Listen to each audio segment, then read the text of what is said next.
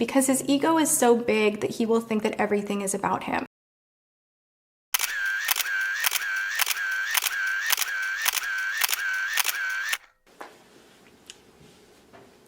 But he's just too far gone at this point, and the behavior that I don't think I can even talk about, like the DMs that I'm getting and the things that I'm hearing, are so gross that I don't think that I can protect that. We also have very similar Taste. guys too. Hot. Masculine. Straight.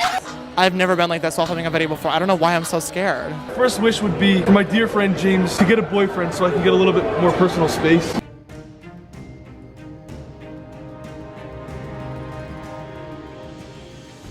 Before researching for this video series, I knew James Charles had been in some scandals. I think we all know.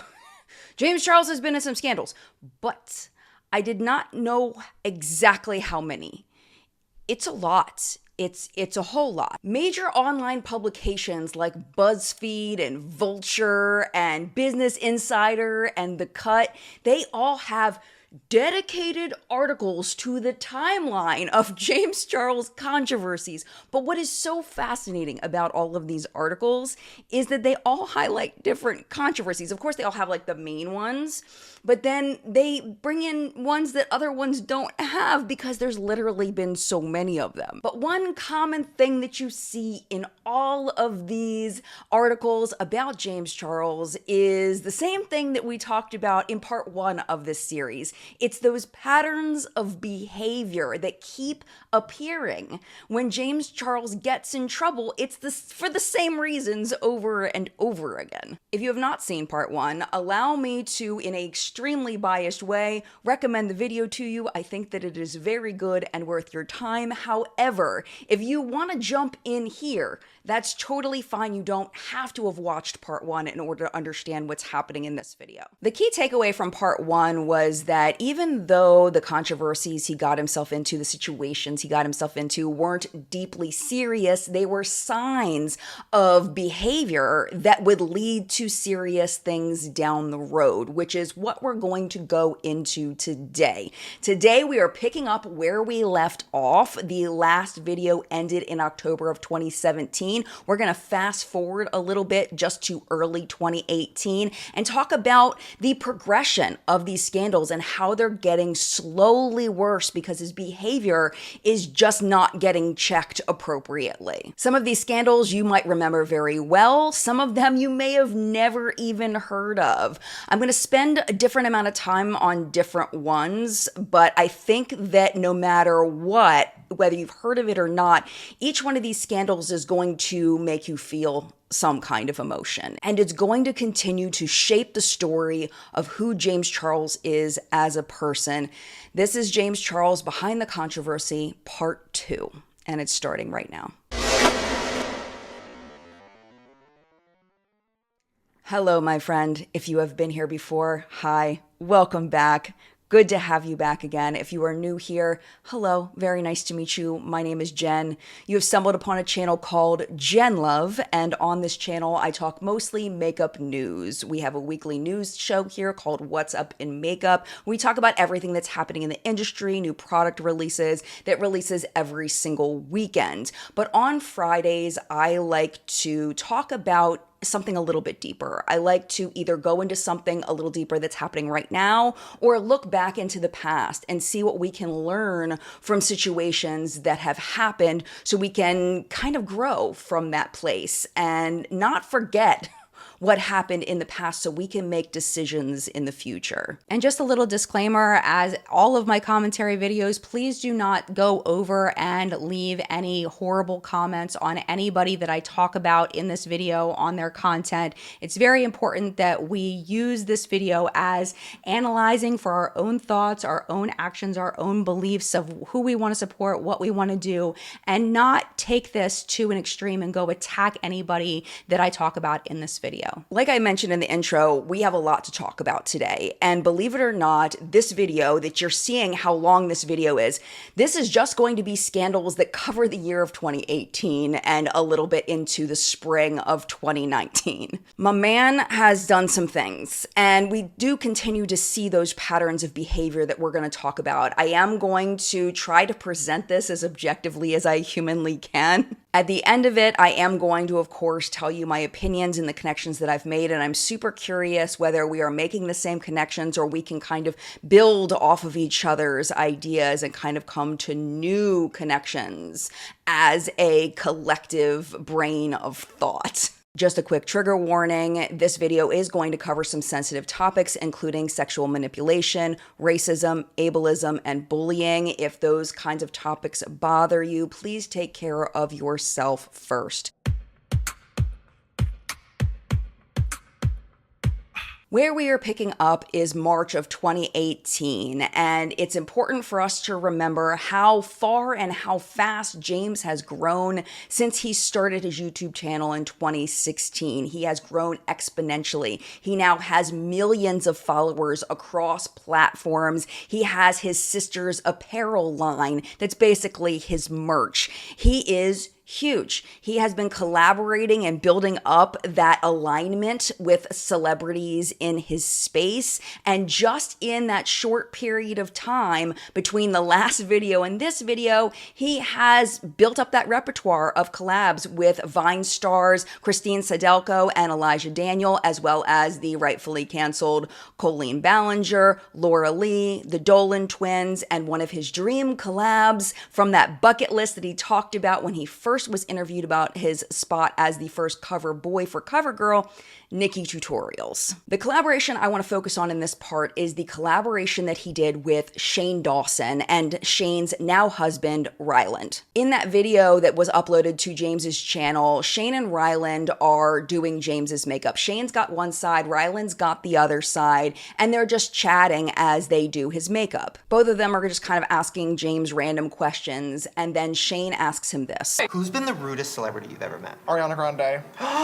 Can you talk about this? Yeah, I guess. Have you ever talked about this? No. This is everything. Hello, how have you been It's hyped? huge. This is Gigi Gorgeous on YouTube Red. It's everything.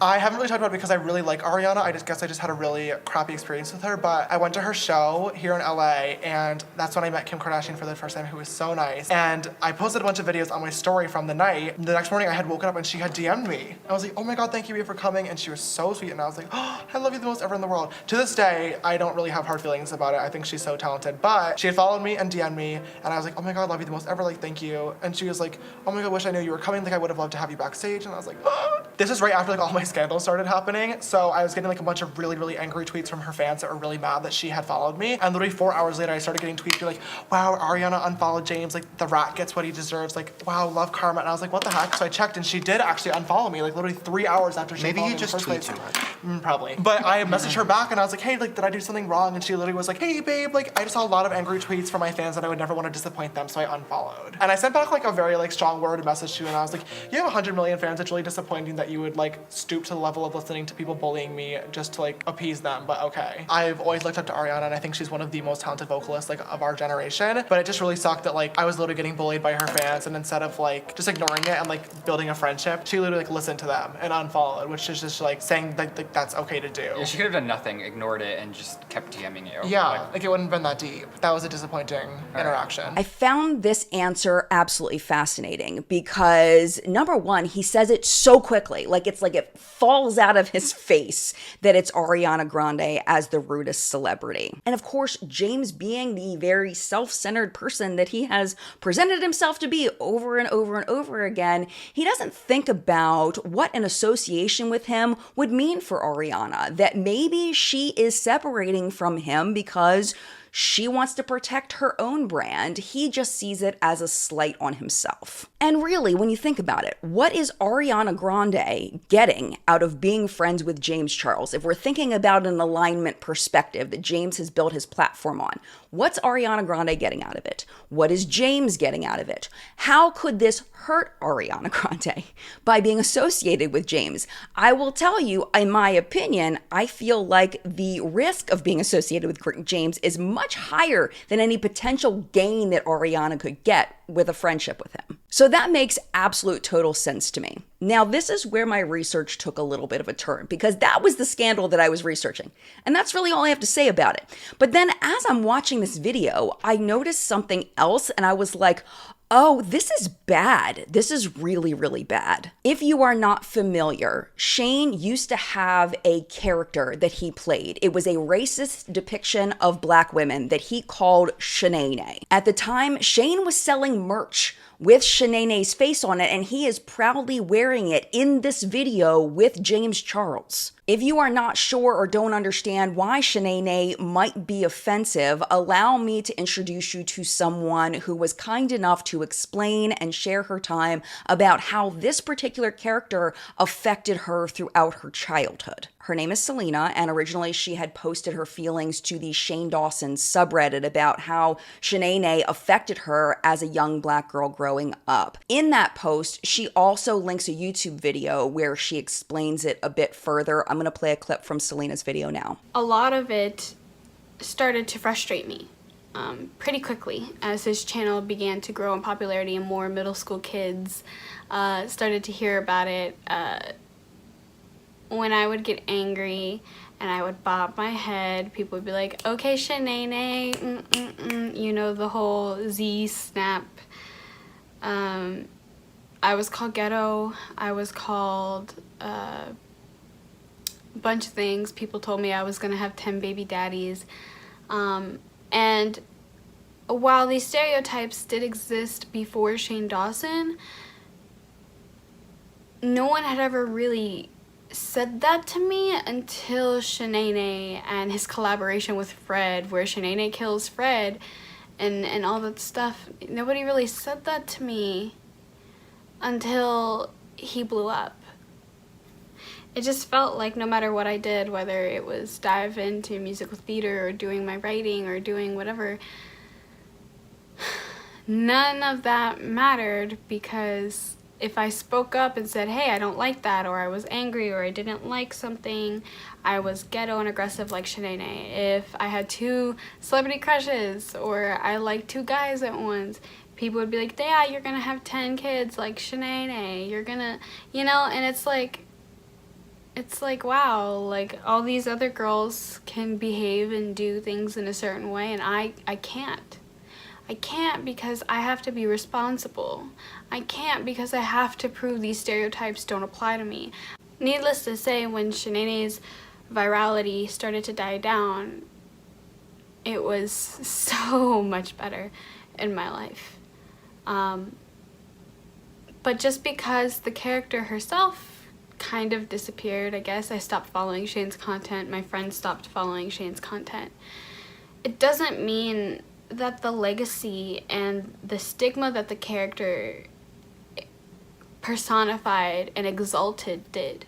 Selena's video is going to be linked down below in case you'd like to watch the whole thing, but what really got me about this was when Shane tells James that his look, his side of his look, is inspired by Shanae, the racist character, the racist depiction of Black women. James sees absolutely no problem with this. Okay, what do you think the inspiration is for my side? Shanae! Yes! I love that! So you have the orange and the yellow of her hair with the blue of her bandana, the red of her lip, the little bruising, because she's always getting punched in the face, but she punches back because she's a fighter. I love that. And a strong brow. I know. Obviously. I was waiting for the second brow. I didn't want to get you into a controversy. Thank you for that You're charity welcome. work. Thank I know. Shane even says that the reason why he didn't paint the double eyebrow on James was because he didn't want to get James involved in another scandal, and then they just kind of laugh it off. So clearly, both of them knew that something was wrong with Shanae, that something was offensive about her, but neither of them in that moment seemed to care at all. As a side note, James did eventually say that he regretted what he said about Ariana Grande. He had put up an Instagram post where someone had asked a question, what did Ariana Grande do for you to say she's the rudest celebrity you ever met? And James responded, literally nothing. The fact that I said that is one of my biggest regrets of my career. year, and it still follows me 4 years later, which sucks. I plan on talking about it more in depth when I film my review of REM, which is Ariana Grande's makeup line. All I can hope is that people will listen with an open mind. Did he ever apologize about thinking that half of his face that was inspired by a racist character was okay? No, but I don't think anybody ever confronted him on it either.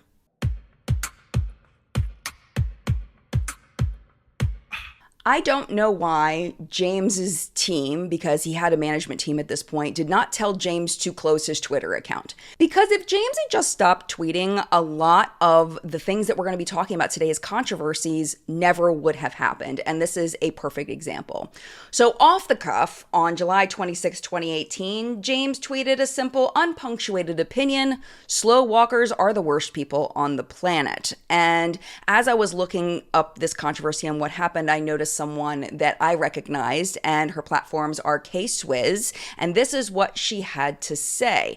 Some of us aren't choosing to walk slow. I'm not being mean, I'm just being real. I have damaged vertebrae from having cancer in my T4-5, and sometimes walking fast for long periods of time makes my back hurt. I try to get out of folks' way, but I can't, sister sprint. While this was the consensus of literally thousands of people telling James how ableist and insensitive this was, James, of course, doubled down. A critic of his opinion said, some of us have chronic pain and other disabilities and have no other choice but to walk slow. If I walk fast, I'll collapse, and then you'll have to walk around a sobbing mess. To me, that sounds like a very lighthearted way of confronting James about how rude he's being without being mean about it. But James quote tweeted it, which will bring attention to this person, his millions of followers. It will bring attention to this person, and this person may then get attacked. James quote tweets and says,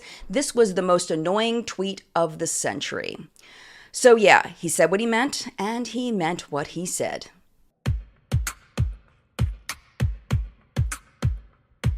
We're going to switch gears here for a second because I want to kind of explain something. One of the biggest questions that I got on the last video was, how did people not see this?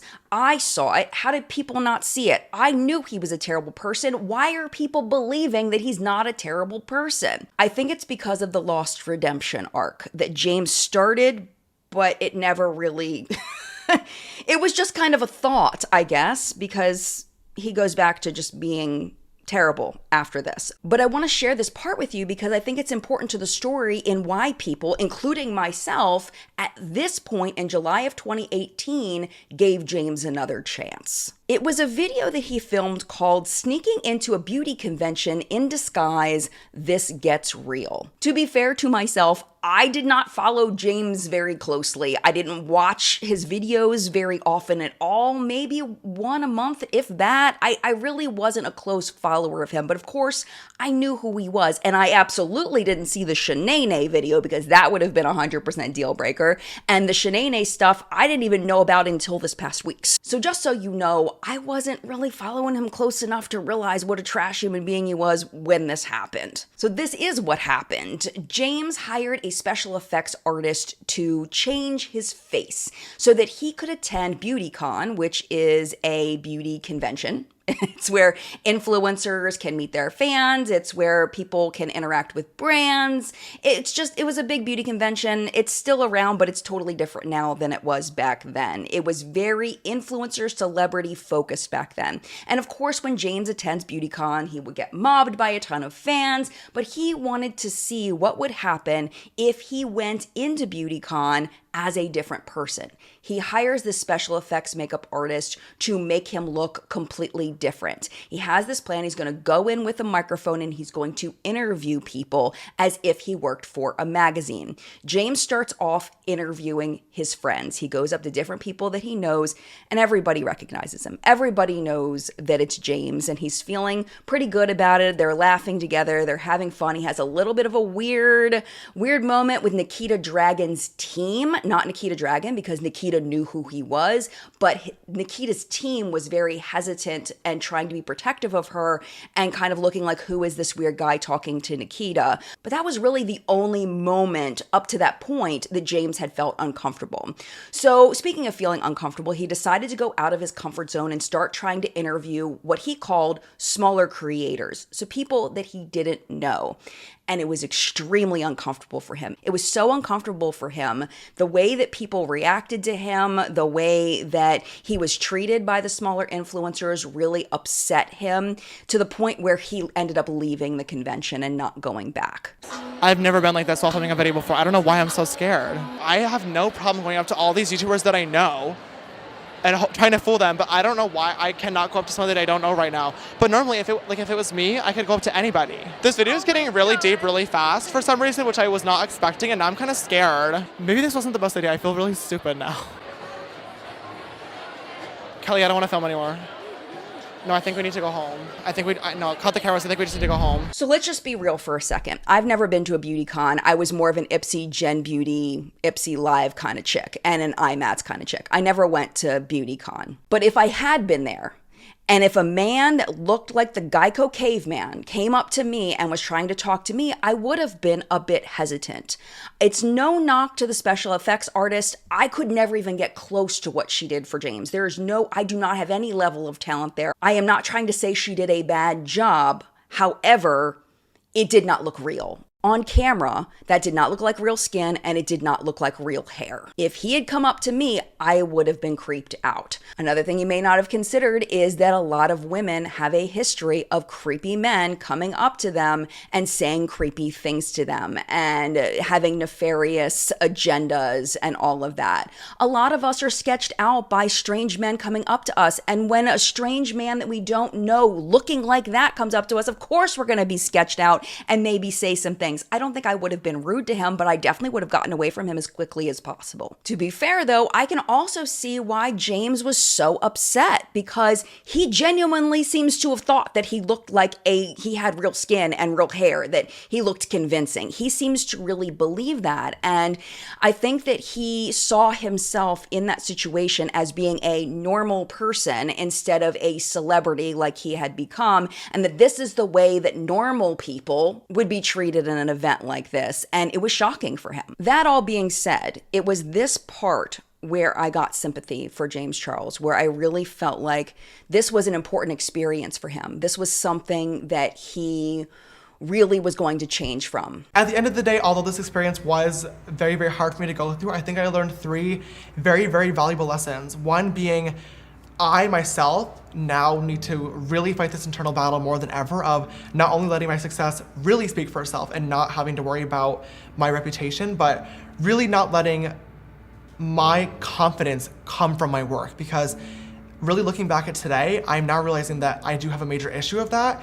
And a lot of my confidence does come from the fact that I've had a fight to get to where I am today, and it feels like a battle that I finally won. And whenever you win, of course, you feel really, really powerful. You feel great, and you feel just on top of the world. And that's what I've been feeling the past few months, because you guys are always so supportive of me, and you guys are really enjoying my content, and that makes me so proud as a content creator. And I feel like we won that battle together, but I don't want my internal confidence to come from that battle. I need that confidence to come from self-love, and that is something that I will be working on definitely after filming this video today, because that's bad and it shouldn't be that way. 2, I kind of re-experienced a lesson that I had learned many, many years ago, very, very early on, that I thought everybody else was on the same page as, but I was clearly wrong.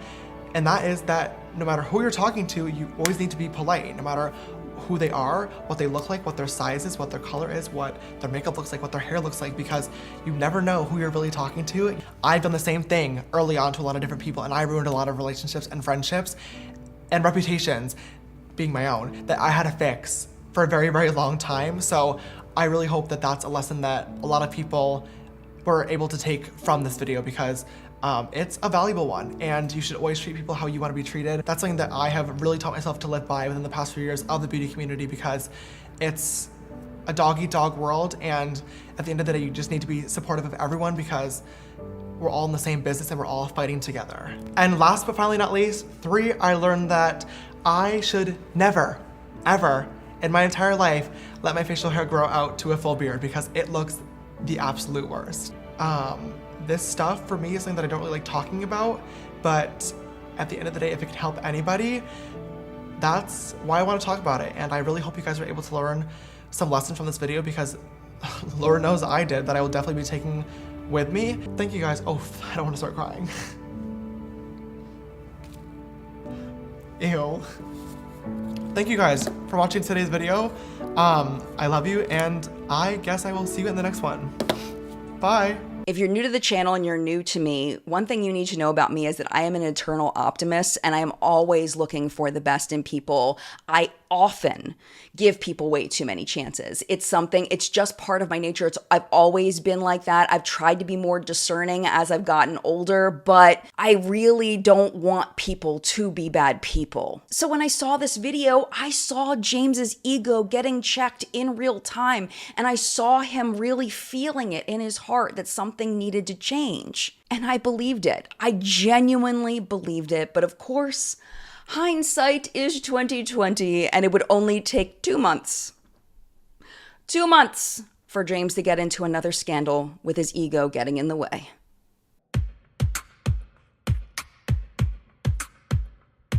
In September of 2018, there was a little event in our beauty community that was coined Dramageddon. Eventually, it was called Dramageddon 1 because there would be a Dramageddon 2, but Dramageddon was happening, and it was bad for a group of influencers. All of the spotlight was on them. James was not involved in it at all. James was still uploading and thriving and doing his thing. And in that thing, he was doing more collabs with more people, getting that alignment with people who were popular in the space. In just the months between April and September of 2018, James collabed with singer Zavia, another collaboration with Tana Mojo, in a helicopter.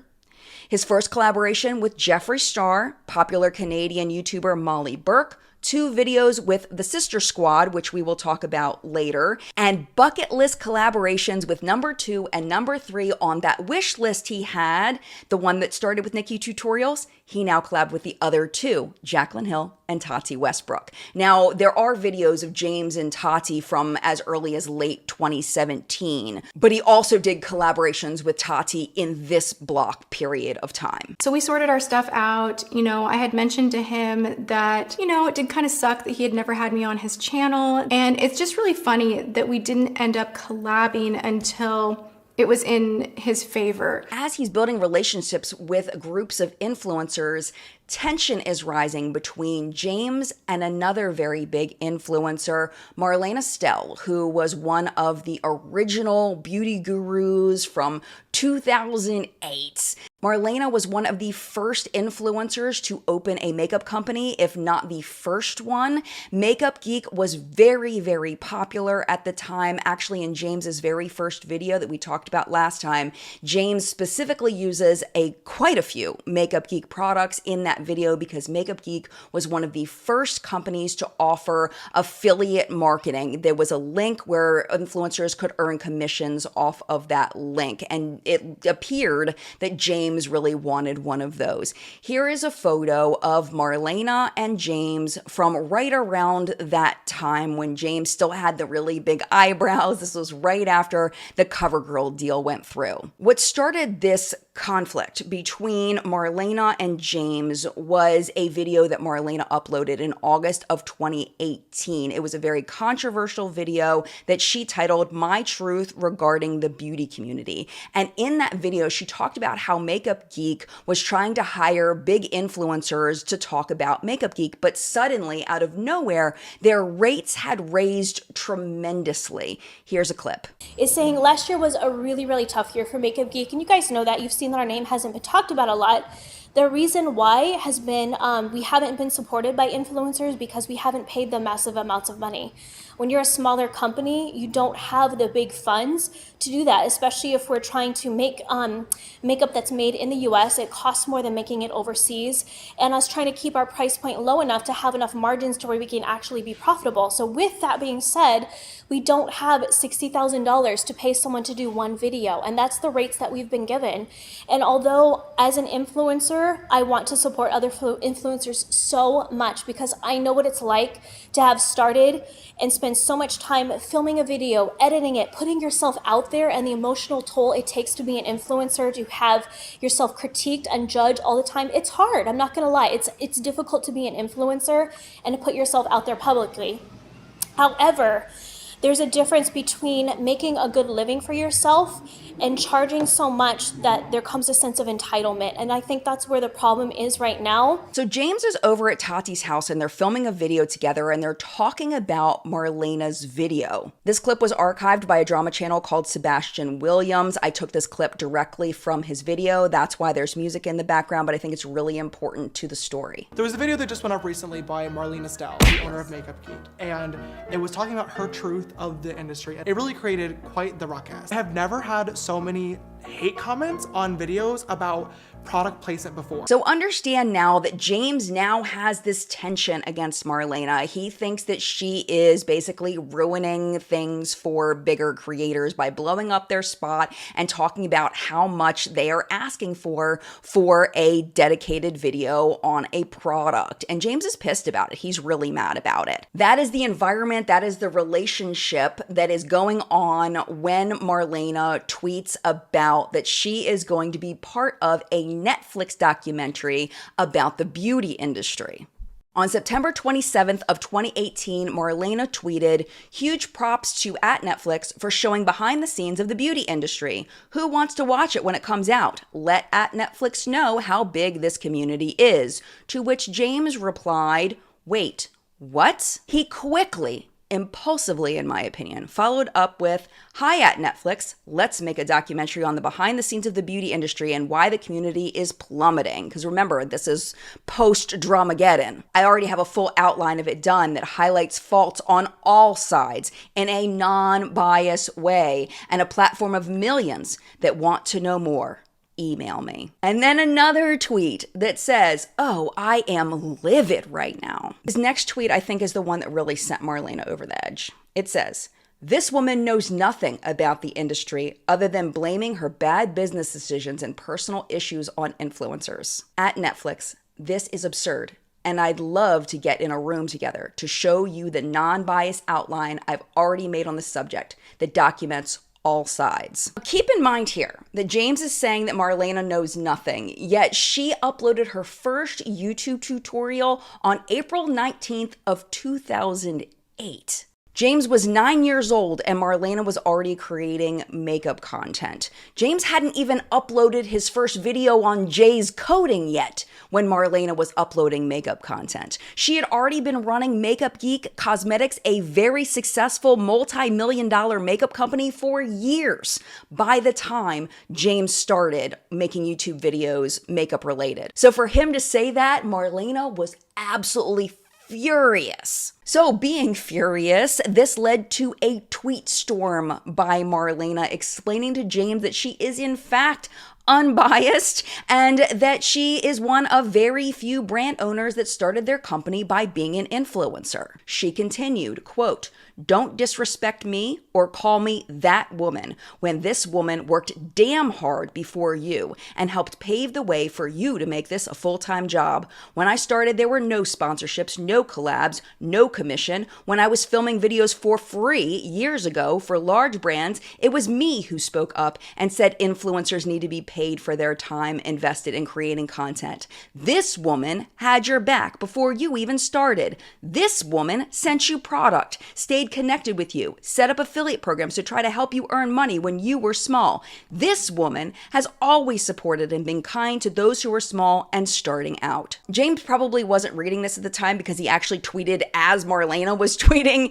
He said, "Everything that I put my heart and love and a ton of work into is always being stolen by someone else. I feel feel so defeated right now. It's insane. Marlena's next tweet is, it seems like she's taken a little bit of a breath at this point, and she says, at James Charles, I think it would be great to hear about your input from an influencer side as well. I didn't approach Netflix. They approached me and want to understand everything about the beauty industry. Nothing drama related. DM me privately if you would like. But things were not over because it wasn't just about James and Marlena at this point. Because James had made this public and Marlena had yelled back publicly, now fans of both James and Marlena were chiming in. And I remember this very vividly as I'm watching all of this go down on Twitter, that I noticed someone that I recognized. Her name is Renee. I recognized her from our community. I always loved reading what Renee had to say about my videos, so I was very curious to read what she had to say about this. This is what she said at the time. So disrespectful and arrogant. At Marlena Stell created her brand from the ground up.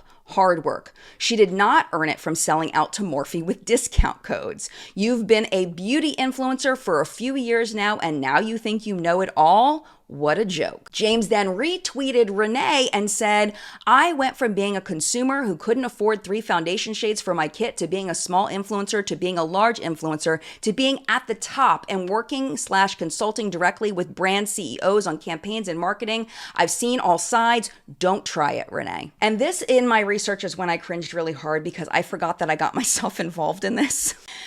In full transparency, I'm just going to show you what I said at the time because I feel like that's important. Again, remember, I'm coming off of the whole, he went to BeautyCon and he's learned and he's changed thing. That's where my mind is at this point. So I say to him, I love you, James, but I know.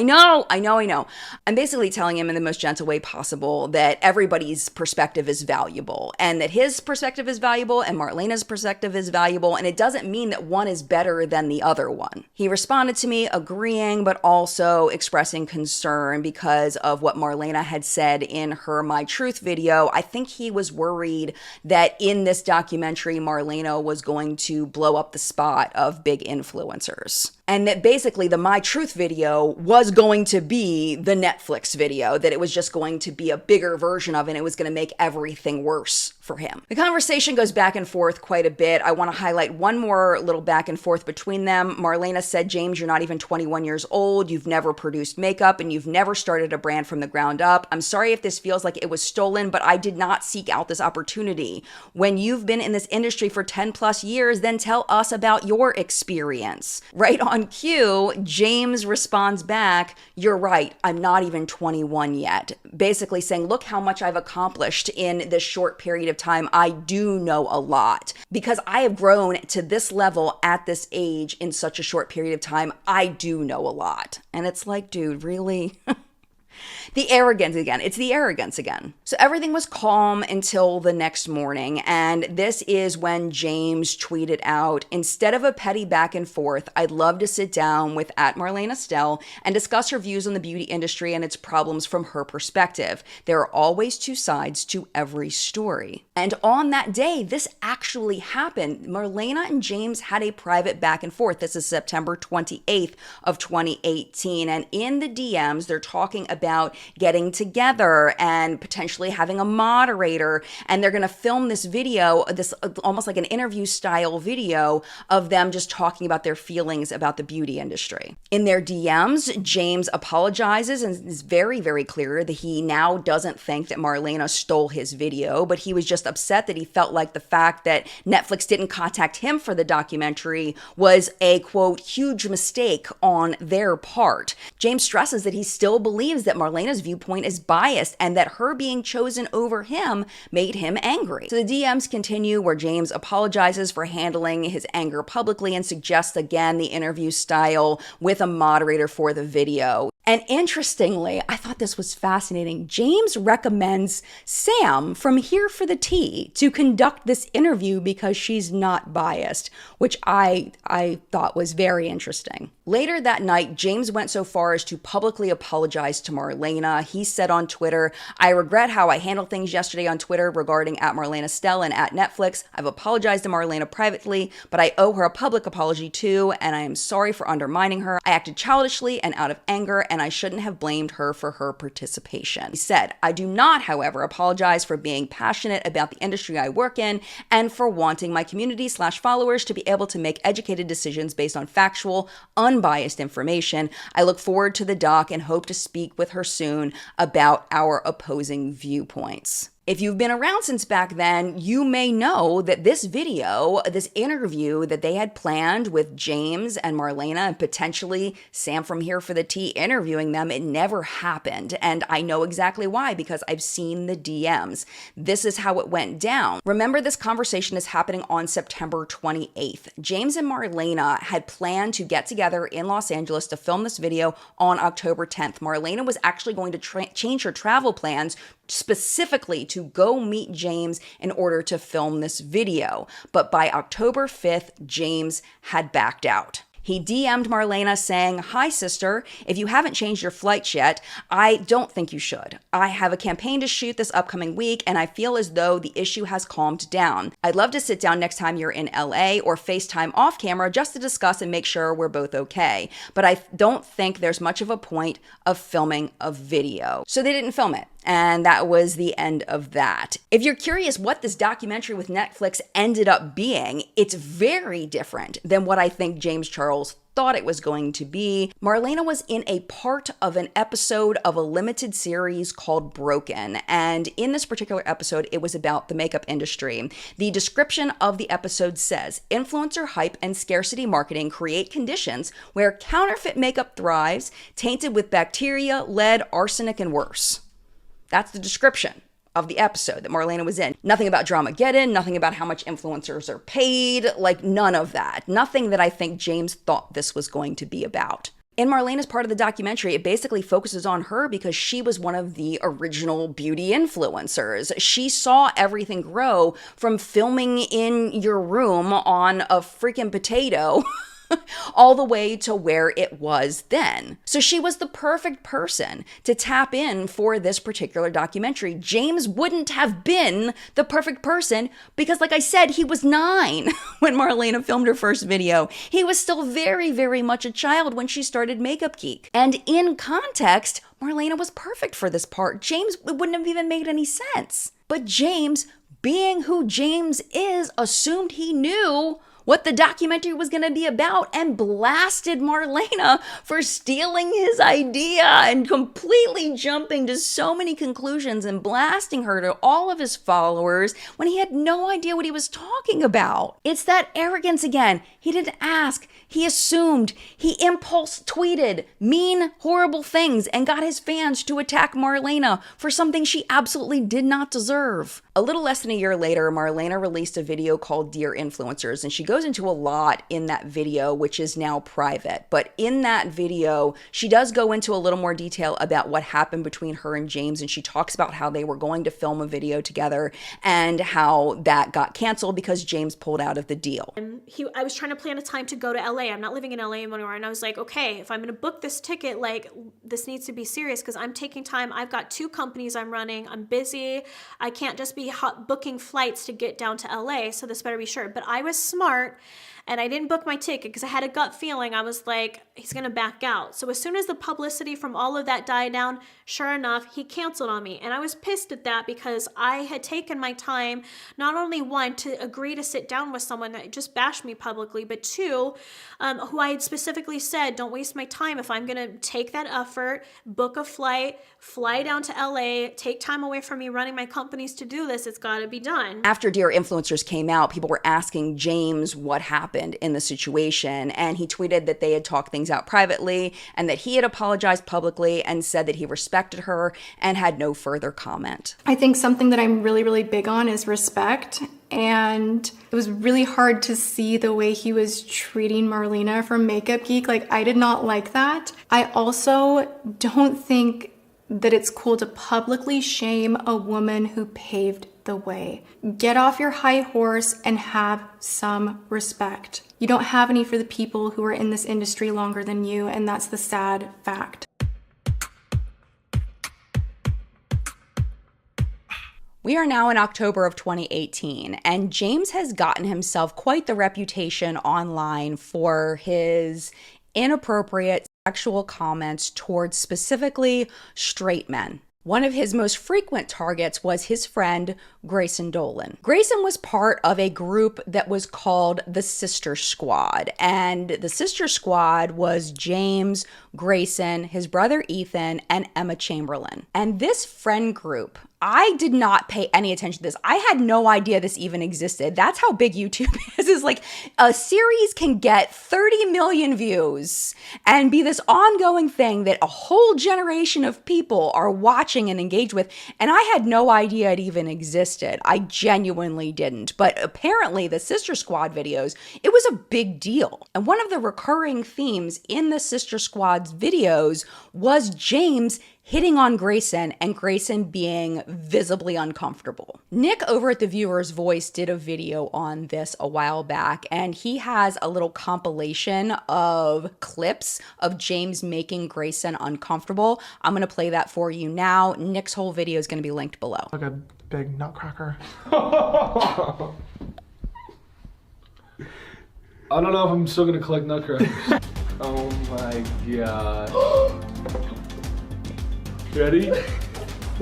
Set. What is it? Go! What the? Just kidding. Okay. And we got you some multi-tool so you can really stab something. Okay. Hopefully me when we're camping. We have some rope in case you want to tie something up. Oh my god! You know how much I love survival and camping and just like nature and then being with the wild. Okay, it's good enough. What's going on? Ow! Alright, we loaded up the mans. I love a good load. And okay. And now we're gonna take him to the location of his gift. Let me just measure the rest. If you don't want to stress about it, you probably could just wrap yourself up and give it to James. Oh my god. Like butt naked or something. Going into that. I am. Okay. Okay, hold up.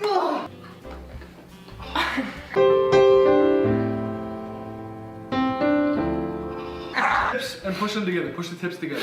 Don't say that. I love pushing the tips together. Stop. And then my stick can go into the box.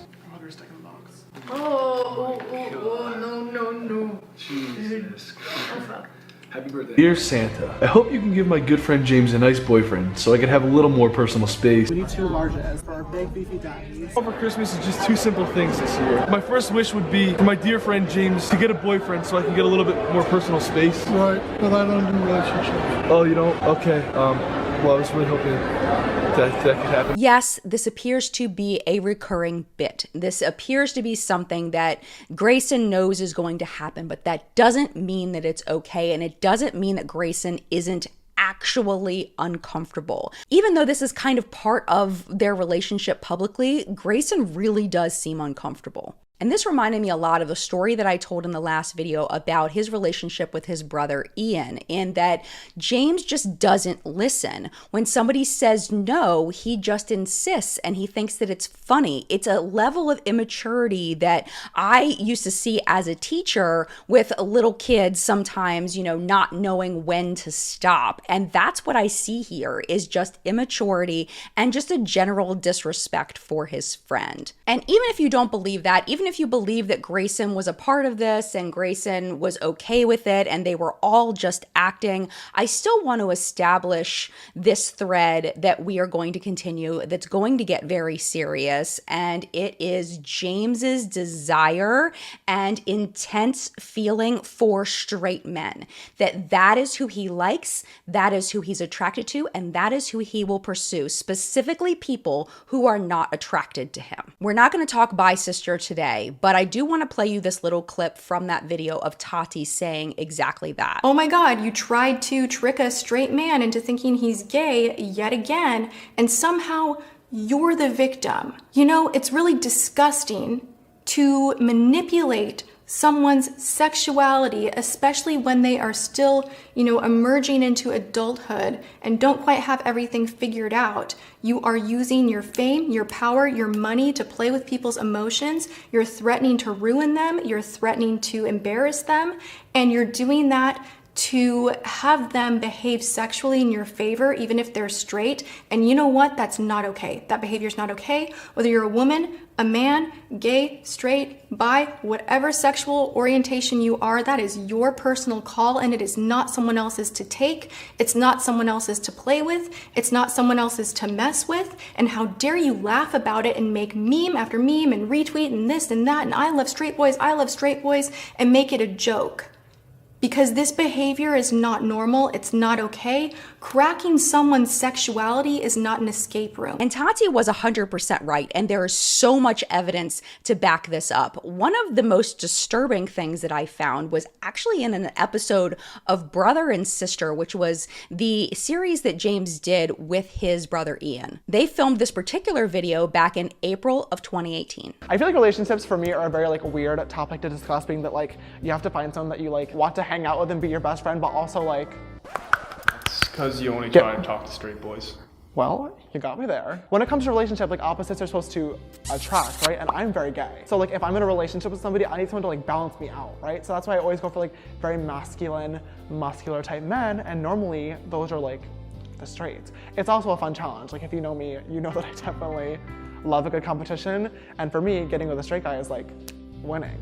And his sister loves winning. I'm not going to play the audio for this video because it is really disturbing. I will link, I'm not trying not to link James's videos down below, but this one is so disturbing. I am going to link this particular one in case you want to hear it coming out of his mouth, but it makes me so uncomfortable that I'm just going to kind of let you know what happens with the video over top.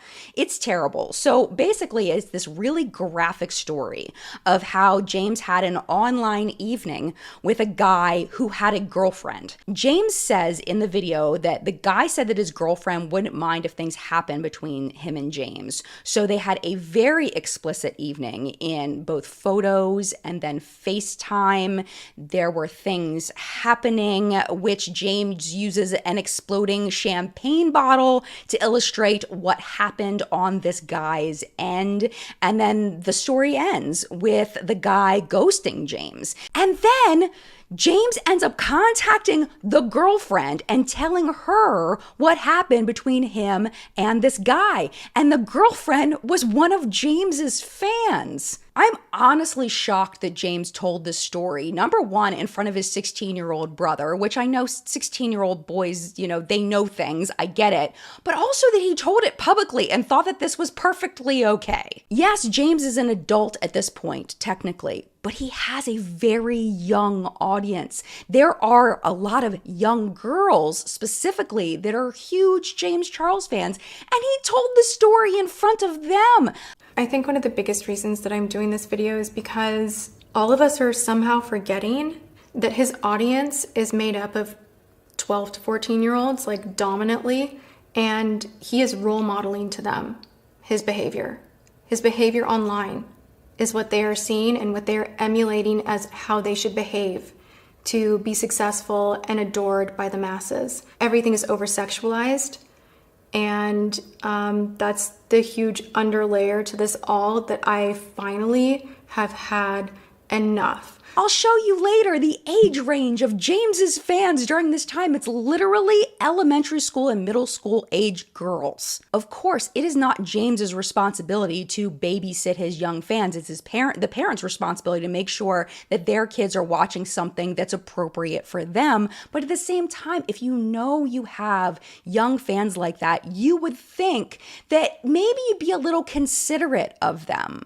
Maybe show that a little bit of care before you upload a story like that. And even more, because the hook on this series is that it includes James's very cute 16-year-old brother. Of course, the young girls are going to come see Ian and want to see Ian in the video with James. This particular video is going to attract even more young girls who may have a crush on Ian. It's just extremely, extremely irresponsible. And yeah, I see the argument that it's not his responsibility. It just shows a lack of caring. And the other thing is that why is he telling the story at all? Like, I don't understand why he's saying, like, this seems like a very private story that involves embarrassment of other people. Like, why would you even tell the story in the first place to your millions of viewers? I don't know. It just seems like he's just inappropriately venting. We see this pattern with James over and over and over again, where he sees a straight man and he sees it as a challenge. He sees it as a game to play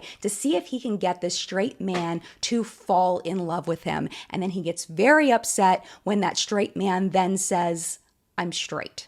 I'm not interested in you like that. James has never hid this either. This has been part of his persona. There was another video that he did with Ian, the one or very early on, where he had Ian be him for the day, and they're sitting there in their Uber, and he's making Ian, being him, leave thirst messages for different straight men on Instagram. Do you have another way that we can pass the time a lot better? How's that? If you know me, you know that I haven't exactly had the best luck when it comes to relationships, but I'm pretty well known on the Instagram game for being the thirst commentator of the century. Yeah, and? So now you have to do that. Oh my god. First, I think we need to go comment on my two boyfriends' pages already, being the Dolan twins. So let's go to Ethan's page first. How about this one? What do you think would be a good caption for this one? Someone that you would say? Yeah. Whack me with a snowboard? Good one! I love that! Yeah. That's not how you spell board. Uh-huh. Ooh, what about this one? What could you say about this? Jump up that waterfall onto me. Oh, I love that. Love that vibe. Alright, I feel like that's enough. It's never enough. I think our last one should probably be on Shawn Mendes because he's also my husband. Of course he is. Oh yeah, wish I was that kangaroo. Oh, what were you gonna say? You're already on it. Punch me in the face. Love that. Like a kangaroo. What? Love that. This did backfire, however. In one instance, this backfired, and that was when James decided he was going to hit on his celebrity crush, Shawn Mendes. So this is how I imagine this went down. That James is just on Instagram like he does, and he's just scrolling and he sees Shawn Mendes is live and he joins the live. And there he sees Shawn in some kind of kitchen and he's practicing his juggling skills, and James being overly confident, feeling good about making straight men uncomfortable by hitting on them in public, he decides to hit on Shawn Mendes during his live stream.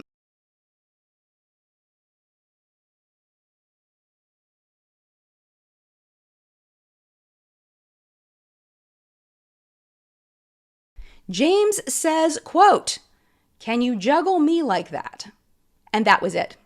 It was an abrupt ending for a very casual live stream that Shawn had been on for a while, and all of a sudden he just turns it off. There's another layer to this that honestly, I'm not sure if it's true, but I will share it with you because it is part of the story. But I honestly, I feel like the source on this is pretty shaky. The tweet that I'm referencing is from an account that was once called Pop Alarms, but it's now been renamed Pop Crave. They tweeted that a random Twitter account called @BecauseIHadYou said that they had been at a secret album session with Shawn, and that Shawn had said he disliked James because he consistently comments weird shit on his posts. The account Because I Had You is inactive. I do not trust that this was a real account, and Shawn denies it. But at the time, it seems like James believed what Pop Alarms was saying, because he tweeted, "My comments on a friend's and boys' content have always been lighthearted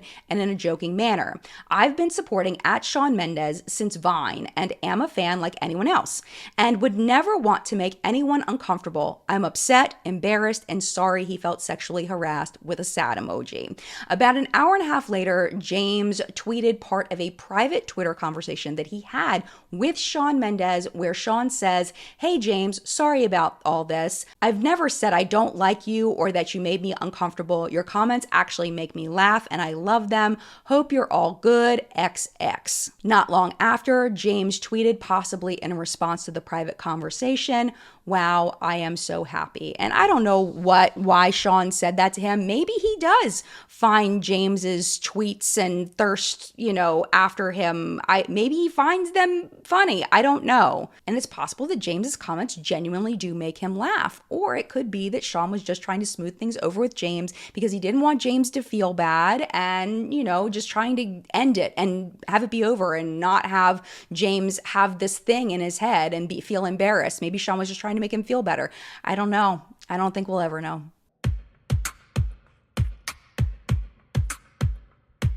On November 2nd of 2018, James uploaded one of the most important videos of his career, and it was the launch video for the Unleash Your Inner Artist palette. It was a palette that he worked on with Morphe. The palette had 32 smaller pans and 7 larger pans with a rainbow theme. It is rumored that on this eyeshadow palette, James made multiple millions of dollars. I don't know what James's contract was with Morphe, but because I was so deep in the Morphe bankruptcy and their relationship with Jaclyn Hill, I have an educated guess of what I think was going on. I would imagine that James got a percentage of sales from every single eyeshadow palette. And then if he got someone to use code James for 10% off, he would get an extra kickback on top of that. That is my educated guess. I don't know that for sure. What I do know is that the launch of this palette, I cannot stress this enough, was huge. It sold out very, very quickly. But James and the world were about to get a visual of how popular he actually was, because Morphe was opening a store in the UK, and as part of that opening, James was going to cut the ribbon to open the store. The ribbon cutting was supposed to be at 4 p.m., but people started showing up early. And by the time he cut the ribbon, it was estimated that there were 8,000 people there to come just to see James Charles screaming and like unreal. I'm going to show you a clip from Philip DeFranco from his new show from that time. Phil articulates it very well. If you didn't see, over the weekend, popular makeup YouTuber and entrepreneur James Charles was the special guest at the opening of a Morphe store in the UK. And this was of massive note because reportedly over 8,000 fans went to Birmingham Bullring Shopping Center to see him on Saturday. As you can see from this amazing and for me personally horrifying video, all 3 floors of the mall were packed with people waiting for him. Some reportedly had been lining up since early in the morning. Extra security had to be brought to the mall to handle the crowd size, which is why you saw them kind of hand in hand trying to act as human barriers. But the story isn't just, wow, look at how popular this popular person is. This situation had real world consequences. Because of the large crowd and street closures surrounding the mall, his appearance ended up causing a massive traffic jam in Birmingham. According to reports, the area near the mall was in gridlock for 4 hours. One driver saying it took him 3.5 hours to travel just under a mile. Which is also why it wasn't surprising we saw reports that shoppers just abandoned their cars overnight to avoid driving in the traffic. Also, according to the Birmingham City Council, they said they had not been notified of James Charles' event at the mall and therefore did not make proper traffic plans. Adding, had they known about it and how many people would be attending, they would have better prepared for it. As far as James Charles' initial reaction to hearing about the traffic, he tweeted out, "Oops." But of course, with something this high profile, there are going to be controversies, and we are going to discuss 3 of them today. The first one surrounding a YouTube content creator named Cody Rants. Cody was a very small creator at the time, and they were known for ranting, for getting overly angry about even small things. It was kind of the shtick. I want to make it very clear. The hives that I'm getting on my eyes are not from my makeup remover or base. I've used both of the products for years. Never had hives from them. I use them literally every day. I got a sister slay wherever I go. But James did not warn me about the staining. He didn't tell any of us. I watched all his promotions on the palette. He didn't say that it would look like I have eyeshadow on still after I tried to remove it. I can safely say you should skip using the color Skip. People are trying to say because it's a pressed pigment that I should know that pressed pigments can stain. None of the others did this. Explain that, Mr. Charles. I don't care what formula it has, but you should never, ever, ever try to promote a product that does this to another human being. James responded to Cody's post of this on Twitter with, most pinks and purples and reds all stain certain skin types. This is common knowledge to all makeup lovers. You accusing me of lying to fans and not caring about people is a ridiculous cry for attention. If you have hives, consult your dermatologist, not me for likes on Twitter. And then there's, of course, a back and forth between Cody and James. Cody replies, ridiculous cry for attention, sister, then explain to me why other pinks, reds, and purples have never stained me before. I was trying to bring it to people's attention because nobody was talking about it. The way you're reacting to this shows me your true colors. To which James responded, you can bring it to people's attention without making a 2-minute long rant video accusing me of lying, deceiving people, and not caring about my fans. I don't know what pinks or purples you've been using, but this is what pigmented shadows do. Consult your dermatologist. Cody continued then explaining to James, my name is Cody Rants. This is what I do. I think you withheld information about a color and the possible side effects that seems like lying to me. I think if you cared about your fans, you would warn them. I've used Morphe pinks, purples, and reds. None of them did this. And the public reaction to this was very pro James. Cody got wrecked over this. Most people were just saying that Cody was just way too over the top for what had happened. And I think Cody at the time was just kind of trying to do the shtick and wasn't thinking about people outside of their current audience seeing it. I promise you I would leave this next part out if I didn't think that it was relative, but it involves me again, because at the time on my channel, I was one of the few people talking about ingredients in cosmetic products. I was digging super deep in them. I was getting super nerdy. I was learning about cosmetic ingredients, and I found some things going on with James's palette that I wanted to bring to the public's attention. I will link that video down below for you if you want to watch it in its entirety. But essentially what was happening in James's palette was a little bit different than other palettes in that the eyeshadows that he was using, that he was calling pressed pigments, were not what he said in the video, which was just pigments pressed. That's not what they were. Now I do want to touch on the matte shades and some of these formulas behind them because most of the mattes in this palette are considered pressed pigments and not typical eyeshadows. Now, what does that mean? I didn't know until very recently when I was formulating this with Morphe, but now I do, so I want to share it with you guys. The ingredients in pressed pigments are just slightly different than eyeshadows, and they are actually exactly what their name says. It is literally just the actual color pigment pressed right into a pan ready for you to use, whereas an eyeshadow has a lot of other stuff mixed in it as well to make it perform really beautifully. 2 ingredient lists for James's pressed pigments and the ones that are called eyeshadows. You'll see the ingredient lists are almost the same. They're almost exactly the same. Now, we don't know what the concentrations are of pigment versus these other ingredients.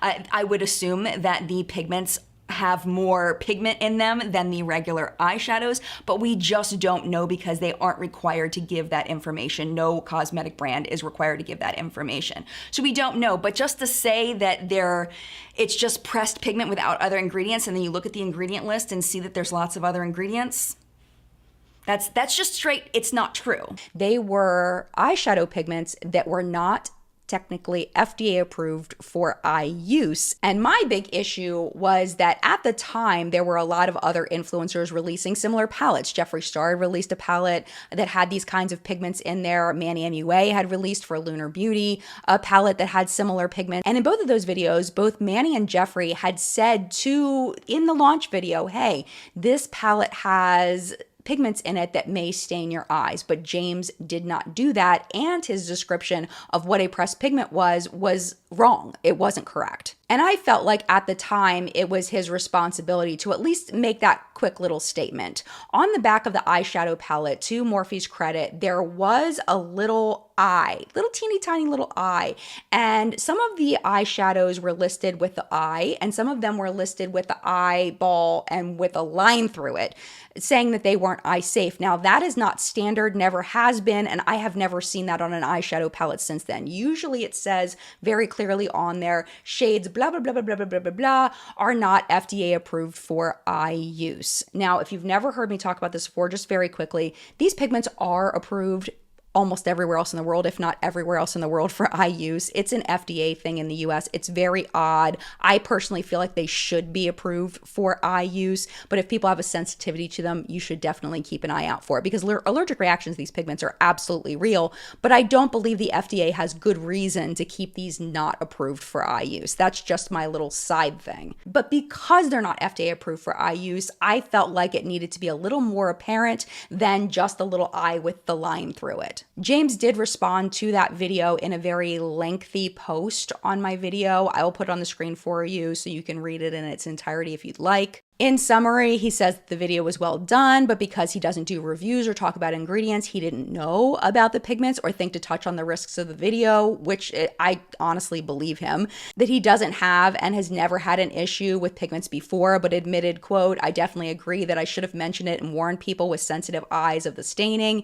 He then said he created the palette for makeup artists thinking that the staining was common knowledge, but recognized that everyone might not know that. And then James puts it back on customers, saying that they should know whether or not they have sensitive skin, what their allergies are, and do their proper research on a product before buying it. And then he talks about the conflict with Cody and how it isn't his responsibility to give every single disclaimer, and that he would have apologized if Cody went about things differently. James finishes the post by saying, "I wish Cody the best and I hope they are okay. And thank you, Jen, for expressing your thoughts on this manner in a respectful way." Even now, I don't think that Morphe told James about the pressed pigments. I think that that was a dropped ball on Morphe's part. Even though I clearly am not a James Charles fan, I personally don't hold him responsible for ingredients in the eyeshadow palette that Morphe made. And after the whole Jaclyn Hill lipstick debacle that we found out later after all of this happened, that Morphe was the one that ordered the hairy lipsticks, which is a whole nother story. I could go off on a real long tangent on that one. But Morphe, to me, they're irresponsible makeup makers. At least they were before they declared bankruptcy. I don't know about them now. But I blame Morphe 100% on this, even now. Before we move on to the next controversy surrounding his palette, I do want to let you know that there was a class action lawsuit filed against Morphe specifically for these pressed pigments in their eyeshadow palettes. And you'll notice at the top of the class action, there is James Charles's eyeshadow palette being stated as a problem for Morphe having these pigments in their palettes. Because Cody deactivated their Twitter, I'm not able to look this up, but I remember very vividly Cody tweeting that they were going to look into being a part of this class action lawsuit. You may be wondering what happened with this class action lawsuit. It's dead. It don't exist anymore, because back in early 2022, when Morphe declared bankruptcy, the class action was what they call stayed or put on hold, and then it was administratively closed due to the bankruptcy itself. So we don't know what would have happened if a judge had actually gotten this on their desk. We'll never know. But of course, we are not done with controversies surrounding the James Charles Morphe palette. Let's move on to controversy number 2 out of 3. And this time we're talking about a creator named Lauren Godwin, who again, like we were talking about how I didn't know about the Sister Squad. I did not know about Lauren Godwin until this video when I was researching.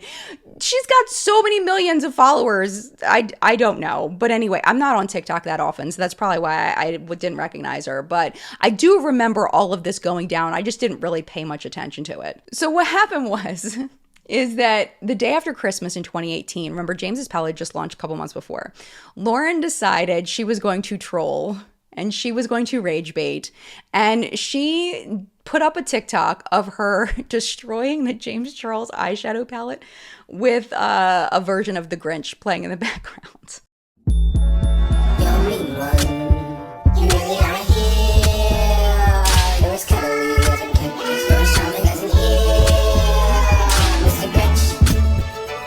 This was clearly rage baiting because there were little kids all over the world that wanted this palette for Christmas and they were sold out. And here's Lauren with the palette going, like stabbing the heck out of the palette. I get it. I totally get it. The top comment on Lauren's video was so mad. 125,000 likes on this. How dare you, disrespectful sister. Another comment that has 18,000 likes says, "You aren't a true sister. Hashtag bye sisters." More like hashtag foreshadowing, but we didn't know that at that point. Anyway, the comments were big mad. like really, really big mad. And remember, this was before a lot of people were even on TikTok, because it was that big boom of people joining TikTok in 2020 when the pandemic hit us like a rock. So rage baiting on TikTok wasn't a big thing yet. This was kind of new for that platform. Lauren would have gotten a ton of hate for this video no matter what, but James made it worse. Of course he did, by tweeting on Twitter. He says, there are people who can't afford the palette, can't get it because it's sold out, or who have been scammed by knockoffs, and she's gonna buy one to destroy it for likes on TikTok. This ain't it, sis. I'm sure Lauren expected a level of hate for this video, of course, but the level and the intensity of hate that Lauren got was out of control, considering all she did was take some powder and chop them with some scissors. It was out of control. It was so bad that on Twitter, Lauren had to make a statement. And again, I will put the whole thing up on the screen for you to read. Please pause if you would like, but I'm going to give you a quick summary. Basically, she says that she didn't do it specifically to disrespect James. She calls him a literal legend and explains her inspiration for the music that she used. She also mentions that she's seen other people on the internet breaking makeup all the time. I bet you she's thinking about Beauty News, who they were in their height of their makeup breakup series that used to get a ton of views. So that might be what she was talking about. She then makes a point, a very valid point in my opinion, that she paid for the palette with her own money. And because of that, she can do whatever she wants with it. And that James is still getting his coin and marketing.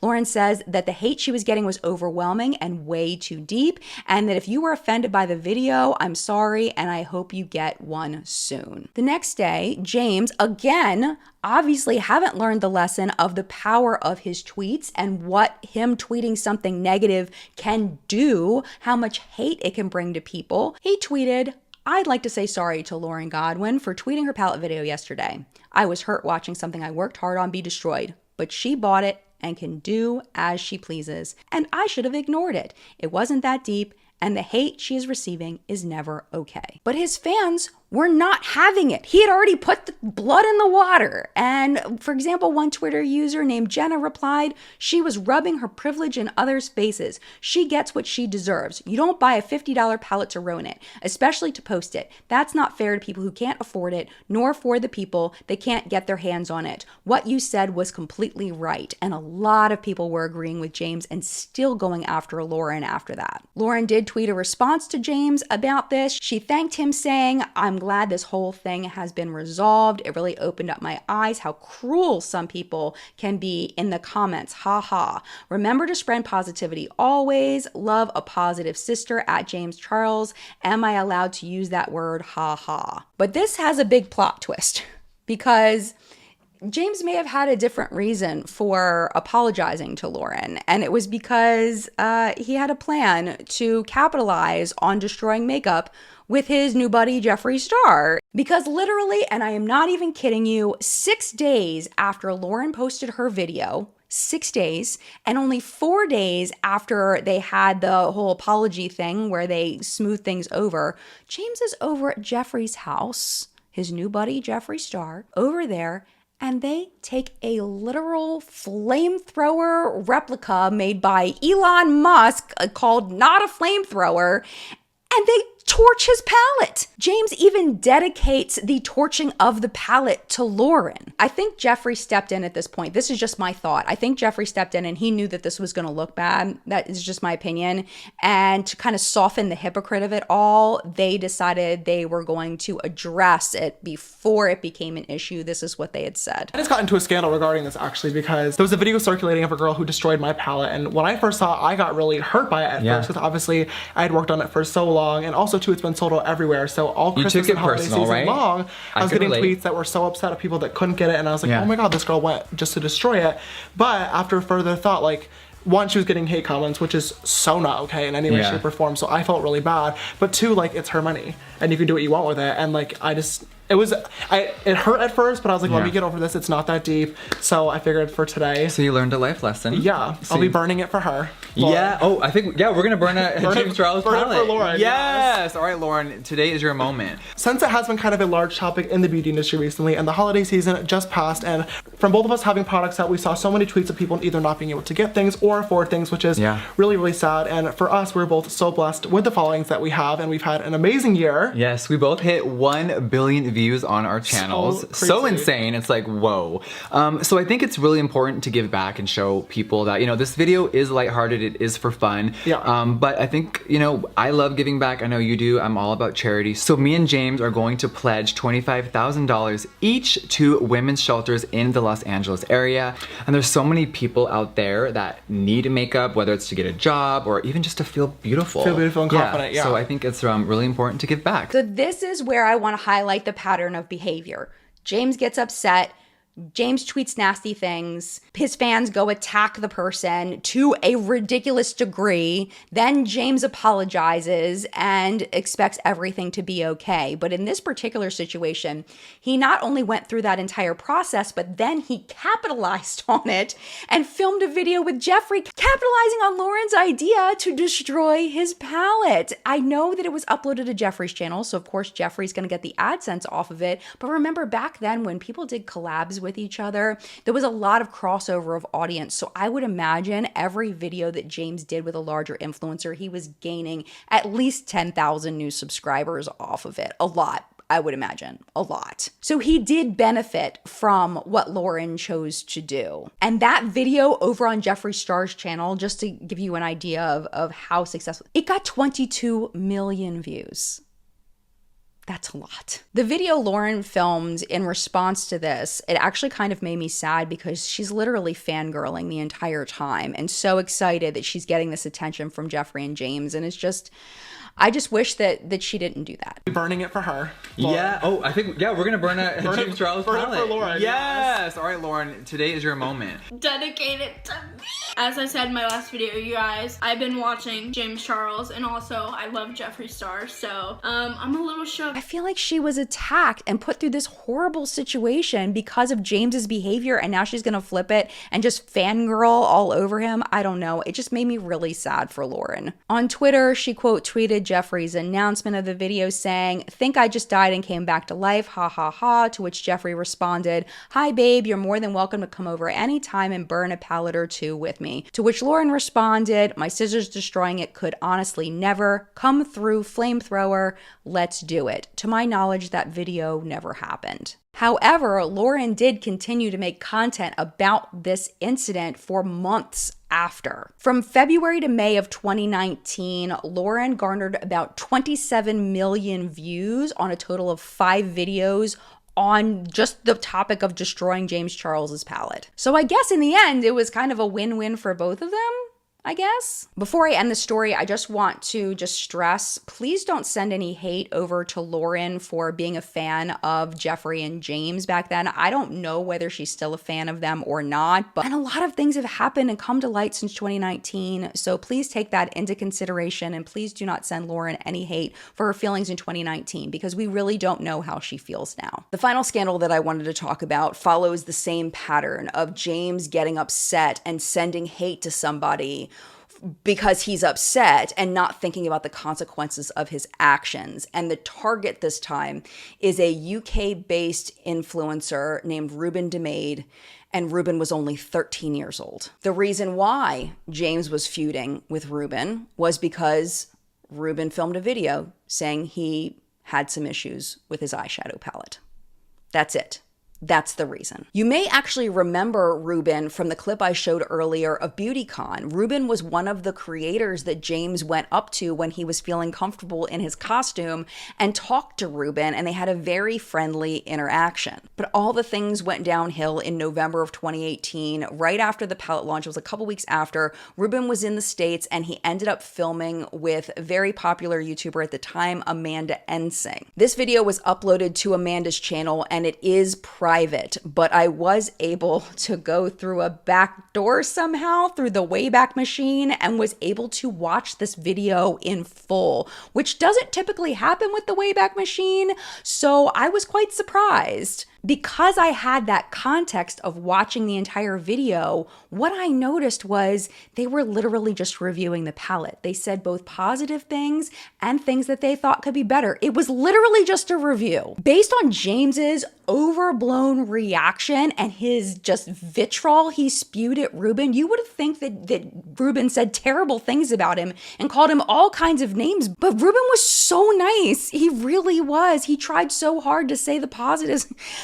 I just felt so bad for him. If you'd like to watch some clips of this video, it was archived by a drama channel called What's the Tea? That video will be linked down below for you. Here are a couple of clips. His campaign video was so good. It's everything. It was totally on brand for him, and I love that. Yeah, because it was a bit of music. I loved it. I'm just losing pigment on the deep blue. That's the only one. I'm losing a lot on the dark one too because I have it in the crease, but when I'm building it downwards, it's just disappearing. You have a lot of fallout. Yeah, I know. I don't have that much fallout. Thank God I have baking. Imagine if I didn't have baking. I've got this palette. I need to use the white, but the brush I just tried to use did nothing for me, so that's great. Okay, look, I'm gonna take the white. Is it like a translucent white? No, I think it's really white.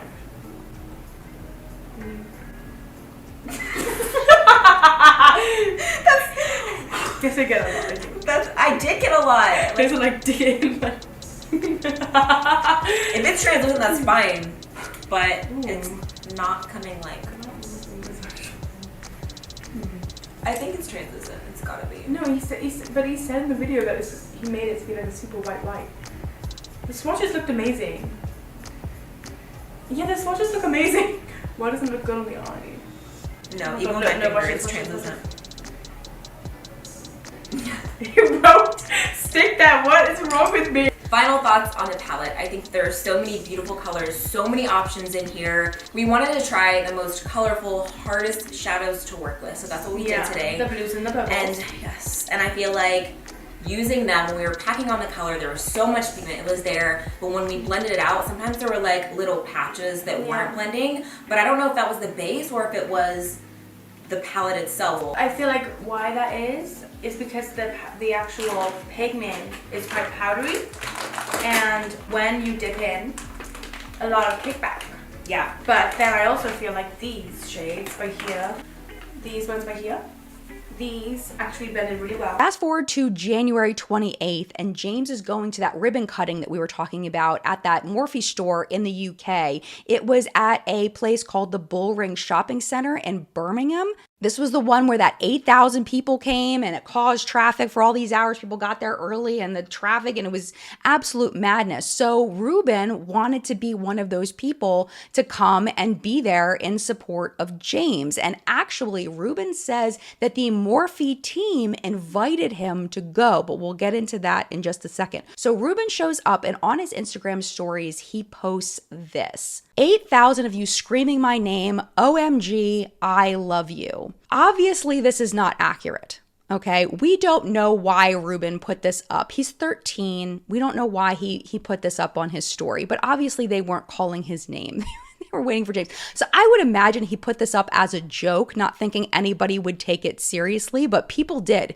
People thought Ruben thought that this event was about him. I can't imagine that being real. It's possible, I don't know, but I can't imagine it being real. But what was probably real is that guaranteed some of the people in that crowd probably recognized Ruben. He had grown a pretty big following at this point, hundreds of thousands of people. He's going to be recognized. So he did put this up on Instagram. He said, today was wild. I'm in utter shock. I went to the Morphe Brushes grand opening today and had absolutely no idea any of you would even recognize me. Thank you at Bullring and the security staff for being so amazing and unbelievable. Love you. And in response to this, James's fans went after him and accused Ruben of trying to make James's event about him. So I don't know what happened, chicken or the egg here, whether the fans attacked Ruben first or James tweeted first. I was led to believe that the fans were starting to attack, but then of course James tweeting is going to make it so much worse for this kid. James tweets, Imagine doing a review, completely bashing my palette for attention,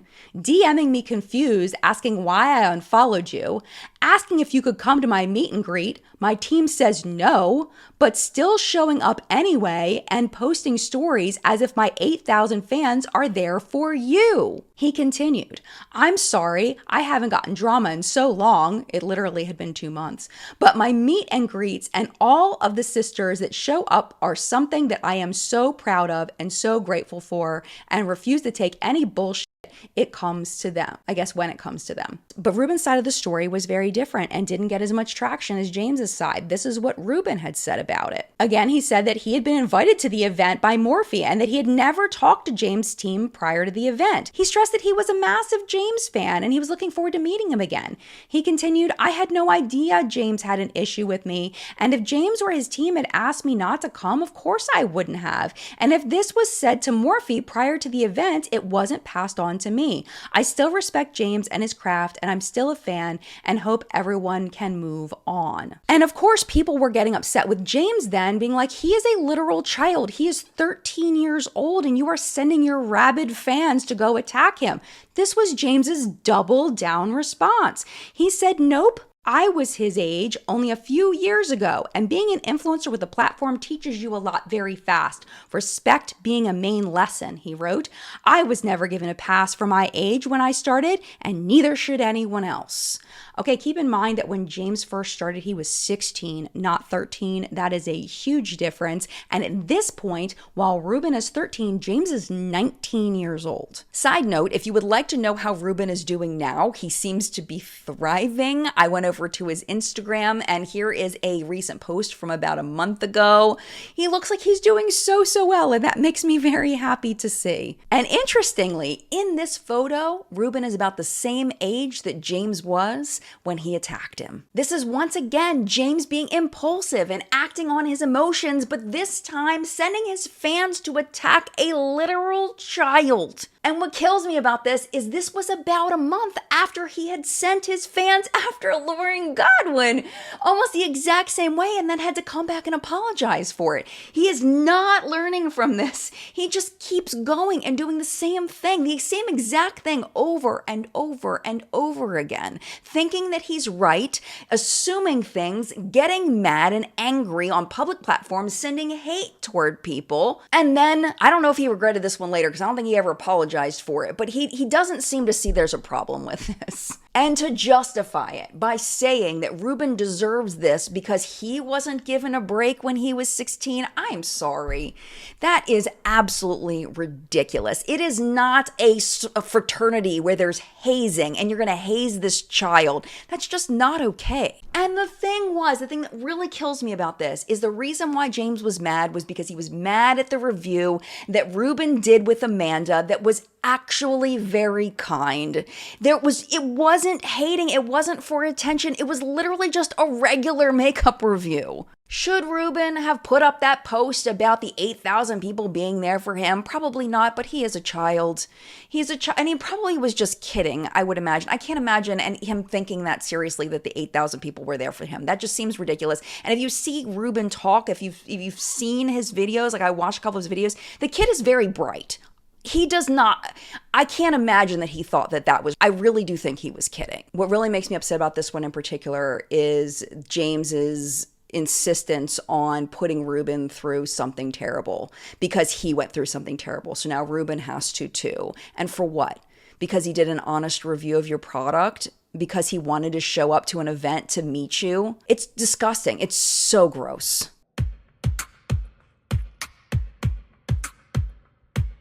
After the opening of the Morphe store and all of the issues that his 8,000 fans caused in that area, the media accepted him as a legitimate celebrity. And he did this piece with ABC News. It was a two-part thing, where part of it was an interview, that just like a sit-down one-on-one interview, and the other part was him meeting his fans at a place called the Sugar Factory. And at the Sugar Factory, his fans would have the opportunity to ask him questions. Take a look at these fans. Okay, this is March of 2019. Take a look at these fans. Look how old they are. I would dare to say, and I don't know this for a fact, but I would dare to say that these kids are probably mostly between the ages of 11 and 14 with some exceptions. But there were some very interesting things that happened in this video. And one of the things that I zeroed in on was kind of the point that I was making with Ian in the last video, when Ian was asked about how good of a brother James was. James's mom is asked what kind of kid James was. This is her response. I'm wondering, Mom, what was it like raising such a special James? Oh God. James still is spirited. It's a good way to put it. Which, yes, he's very intense. He is very stubborn. He always has been, even since he was a baby. Very articulate, but just because he's so headstrong, he was just very hard to raise. You told me what the pediatrician told you. Yes. What did she say to you? James didn't sleep through the night for probably 2.5 years. So my husband and I went to the doctor, pulling our hair out because we didn't know what to do. And she said to us, James isn't going to be an easy child to parent, but he's going to do great things in life. So I'll never forget that because she was so on the money. I'm watching this and I'm like, James's mom tried to tell us. Last time it was his brother, and now it's his mom talking about what a he is. Like, what's the other clip I want to show you from this is when he talks about dealing with bullies online and how he handles them. He basically says that he sicks his fans on people, that he doesn't let people get away with bullying him. I wanted to know sort of how you deal with bullies out there. Bullies online, bullies in real life. How have you dealt with them, and how would you help advise people to deal with the bullies in their life? For me, I've always had a very, very thick skin. I did get bullied a lot in high school, and I personally just ignored it. And I would try really hard to not pay attention. And sometimes too, it is important to stand up for yourself. And sometimes I would clap back, and they weren't expecting that. And when it hit them, they were like, oh, I see the game you're playing. He's absolutely awful. He's so awful. And what kills me the most about this, what really just grinds my gears, is the person who's interviewing him is fangirling over him so hard it makes me want to vomit. And this is a legit reporter. Like, this is a professional in the field acting like this in front of him. I don't know if she felt like she was trying to be extra nice to him because she wanted to like make him feel good and comfortable, or I don't know what the heck was happening, but it just, bleh. This part in itself isn't a controversy, but what I'm trying to establish is James's level of celebrity at this point, to the point where a professional ABC News reporter is gushing over this man. His ego is getting bigger and bigger and bigger because he's got, he's causing traffic issues when he goes to a mall. I mean, think about what that does to a person, especially a person with an already overinflated ego. The other reason why I wanted to include this part is just so you could see how young his fans really were. These are supposedly like his core audience, these little girls and a little boy. It blows my mind. And these kids are looking up to him. They're watching his behavior. They're learning off of him, and they're inspired by it. And they are watching. They're watching everything he's doing. And that's not going to be good.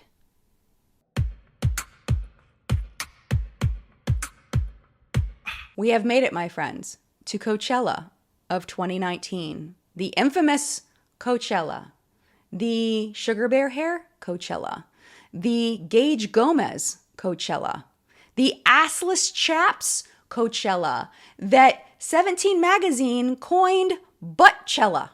I'm not kidding, it's real. But the part we are focusing on today is 100% not going to be James's butt. We do not want to focus on that. We're going to focus on Gage Gomez because that is a story that really does reinforce everything I've been saying up to this point, and also is a segue into what is going to happen next. It is very important to note here that Gage is not a child. Gage is actually a year older than James. And in this story, I will tell you right now, it is a lot of he said, he said. We have Gage's side, we have James's side. Here's how it went down. So both sides agree that they started talking informally, Gage and James, back in January of 2019. So this is around the same time that he was feuding with Lauren Godwin. I don't have screenshots of this, but Gage says that he told James multiple times that he was straight. James denies that and says that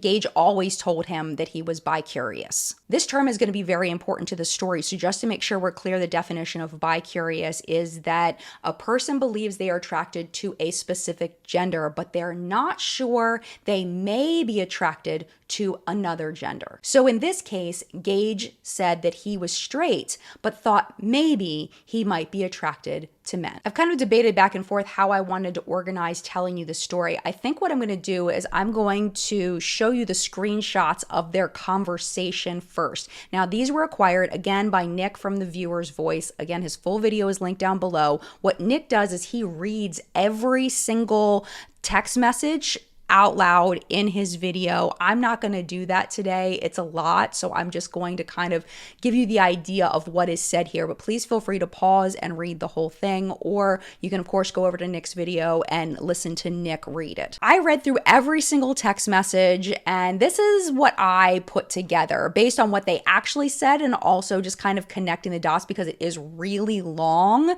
and it's not very linear. This is what I think. I'd love to know what you think. So basically what I'm getting out of this is that Gage probably thought it was pretty cool that James, a celebrity, was messaging him and had an interest in him. Gage seems to feel like he clearly said to James a message of, I'm pretty sure I'm straight, but I guess anything can happen. Like, I'm really not 100% sure. So Gage then accepts James's invitation to Coachella. As we all know, sexual attraction cannot be manufactured. You're either attracted to somebody or you're not attracted to someone. You can't make that happen. And it does sound like at Coachella, Gage was showing James some physical attention. He was seen locking arms with James. He was seen kissing James on the cheek. They were holding hands at one point. James says that they cuddled at one point and that they kissed a few times. But in all of that, Gage realizes, according to him, that he just didn't like James like that. And he told James that he didn't like him like that. And at that point, Gage says that James turned on him and accused Gage of leading him on. This is that pattern of behavior. It seems like James saw Gage as a challenge, as a game, as a way to crack the code. He's attracted to straight men. He's said that many, many times, and he saw Gage as a challenge. And Gage saying, I might be bi-curious, got James really excited. So James had this expectation that things would progress, and when Gage wasn't okay with it, James got very, very upset. In my opinion, James got upset at Gage because he realized he wasn't going to win the game, that Gage wasn't, in fact, going to want a relationship with him. Because I think what's really, really important to note here is that Gage did not owe James intimacy. At any point in a relationship, if any person says they do not want to be intimate, that needs to be respected by the other person, period. It doesn't matter what gender the people are. But according to these text messages, it seems like not only did James not respect Gage's choice, but he accused Gage of using him for views and likes and to grow his own social platforms. Because remember, James is all about alignment, so it makes sense that he's accusing Gage of having his own same behaviors. He's projecting what he believes, what he does to other people. James social climbs, so of course he is going to accuse Gage of social climbing, whether he is or not, whether there's evidence of it or not, when really it seems like Gage just realized that he wasn't into James. And that was as deep as it was. James says in one message to Gage, he says, I did not set my expectations at anything. You came saying you wanted to make things right in person and test out how it would feel to be in a relationship. You did not come saying, I'm straight, we are just friends, but I want to meet you. Or I would never have said come.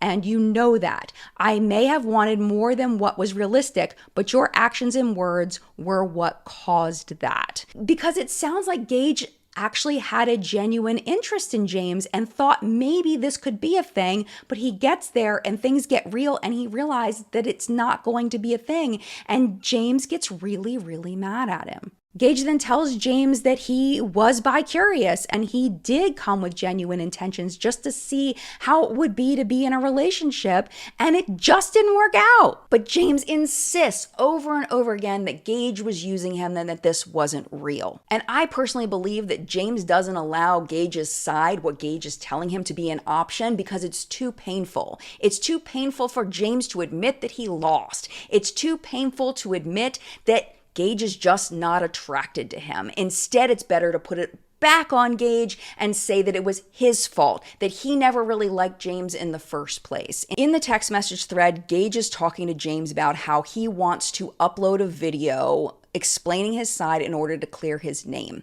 The reason why Gage wants to do this is because somebody tweeted out a picture of James and Gage and asked James if he was in a relationship. James responded basically saying no, that Gage had been leading him on for a long time and that he was a disgusting con artist. So Gage is giving James a heads up and saying, look, I have to make a video now to smooth things over, to tell people that I'm not the person that you said that I was. Now, James tries to convince him to just put it in an Instagram story, but Gage is like, no, it's so much easier to put it in a YouTube video, and also it is going to be too long to put in an Instagram story. Like, I just want to record a YouTube video and that'll be it. So that's what he decides to do. And Gage records 2 YouTube videos. Here are a couple of clips. There's been some lies, false allegations, and more importantly, slanders. And it's gotten to the point where my friends and family are involved, so that is why I'm making this video. If that didn't have to happen, I would not be here right now.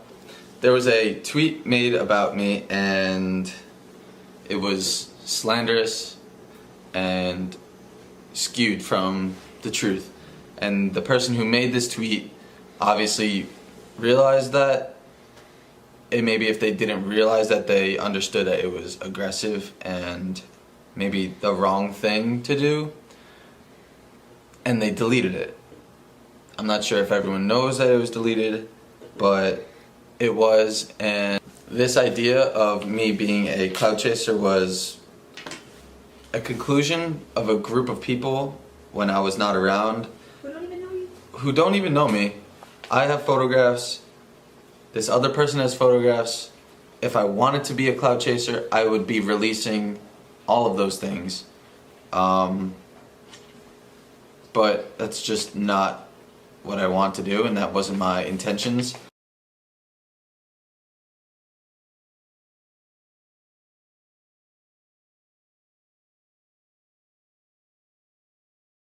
January 2019, I receive a DM from this person.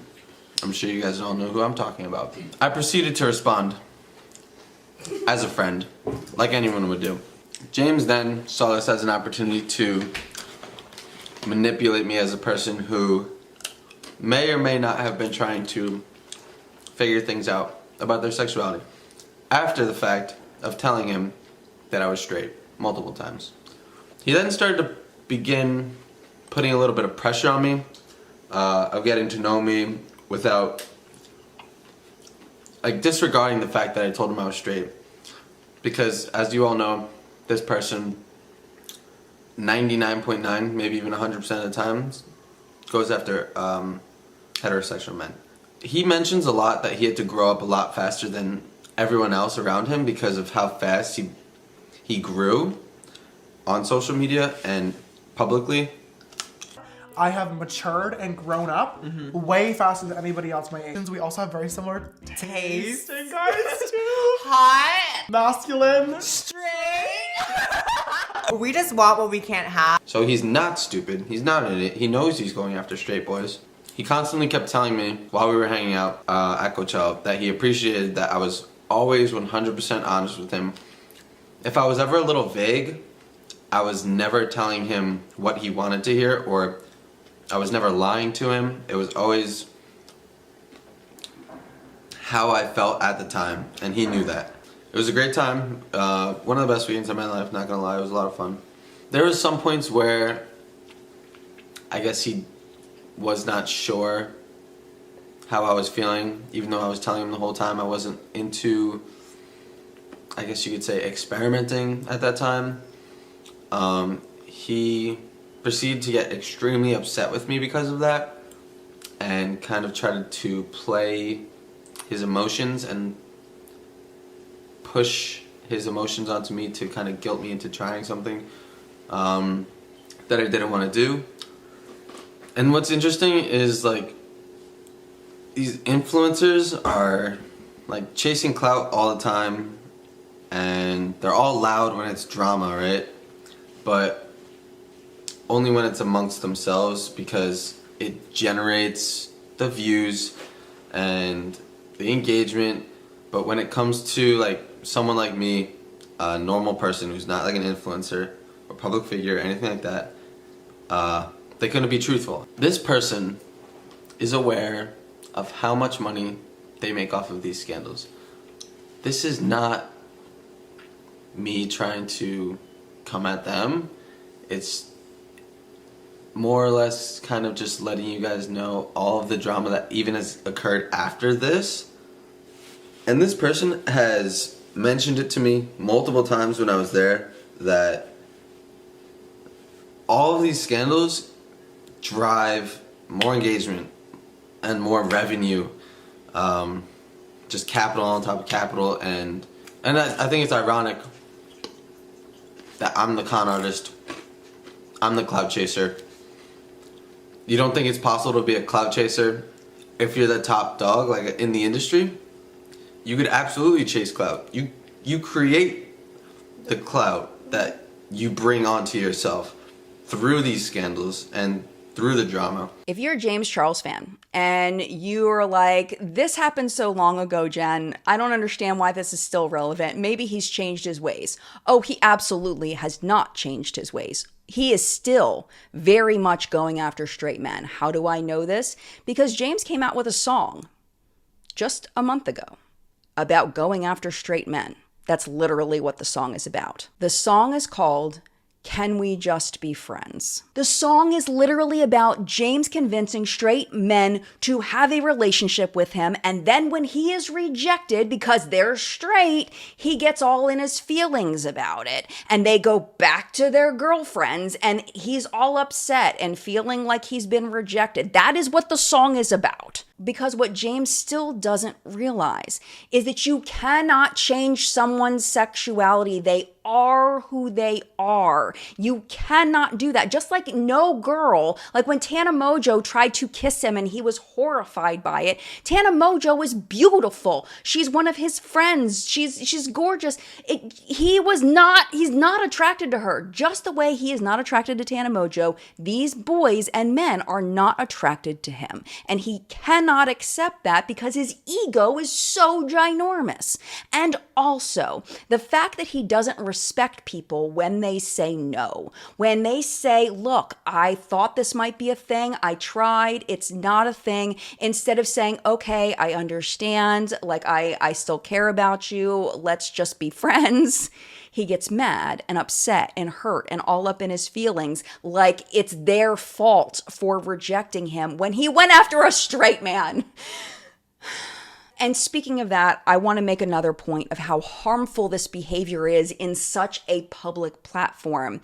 Peter Mon, who uploads videos on YouTube beauty commentary, he uploaded a video recently talking about James specifically and how harmful this kind of behavior is to gay men all over the world who face this stigma when they try to be friends with a straight guy, that the guy thinks that they are going to then hit on them, when that is not real. It is a stigma that gay men have been fighting for a very long time. I'm going to play you a short clip from Peter's video. Now, for those of you out there that don't understand why I'm constantly talking about the straight fantasy, okay, of James Charles being coercive towards straight men, trying to coerce them into believing that they are bisexual or that they are gay, is for those of you that do not know, okay, for over 200 years, the LGBT LGBTQIA plus community, of which 200 years ago was not the LGBTQIA plus community, okay? It was the LG community, and they weren't even acknowledged because we were living in the shadows.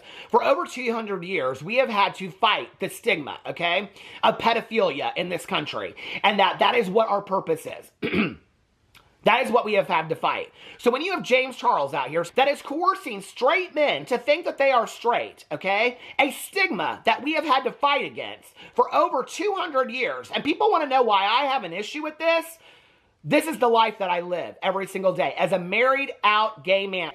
And it's not just the people that are anti-LGBTQIA+, it's people that are in our own community, like James Charles as well, okay? Through part 2 of this video, we have continued those threads that we established in part 1. Manipulation, not listening when people tell him to stop, and not taking responsibility for his actions and then doubling down on the terrible behavior. Unfortunately, and I mean this with my whole heart, part 3 of the series is going to be much darker because it is going to focus on these established patterns of behavior that we've been talking about and how James uses his celebrity status as a power move to continue to manipulate other men that he comes across, that he's attracted to, and unfortunately also boys under the age of 18. Thank you so much for watching this video. I hope that you found it interesting and insightful, and I would love to hear your thoughts on anything I talked about in this video in the comment section down below. I do want to let you know that part 3 will be coming, but you're going to be looking out for that in about a month. The goal is to have the video up by early to mid-August. I will get it up for you as soon as I can, but fact checking and making sure I have all of the pieces are more important to me than getting the video up quick. So with that being said, thank you again for your time. Mad love to you, and I will see you in a video very, very soon. Bye.